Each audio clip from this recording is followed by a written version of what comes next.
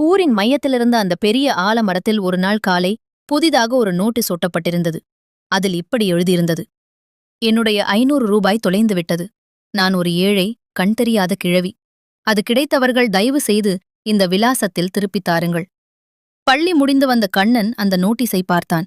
பாவம் அந்த பாட்டி என்று நினைத்துக் கொண்டே தன் உண்டியலில் சேர்த்து வைத்திருந்த 500 ரூபாயை எடுத்துக்கொண்டு பாட்டியின் வீட்டுக்கு விரைந்தான். பாட்டியிடம் அந்த பணத்தை கொடுத்தான். பாட்டி அழத் தொடங்கினாள். ஆனால் அவள் சொன்ன வார்த்தைகள் கண்ணனை அதிர வைத்தன. தம்பி, எனக்கு எழுத படிக்கவே தெரியாது. நான் எப்படி நோட்டீஸ் ஒட்டியிருப்பேன்? கண்ணனுக்கு ஒன்றும் புரியவில்லை. அப்போது பாட்டி சொன்னாள்: உன்னமாள், உன்ன மாதிரி இதுவரைக்கும் 12 பசங்க வந்து 500 ரூபாய் கொடுத்துட்டு போயிருக்காங்க. அந்த நோட்டீஸ ஒட்டியது யாருன்னு எனக்கு தெரியாது. ஆனா அது யாரோ ஒரு நல்ல உள்ளம் எனக்கு உதவி செய்ய இப்படி செஞ்சிருக்கு.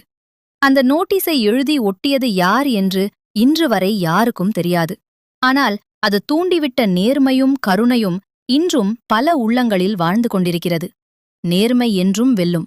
ஒரு சின்ன நல்ல செயல் 1000 நல்ல உள்ளங்களை உருவாக்கும்.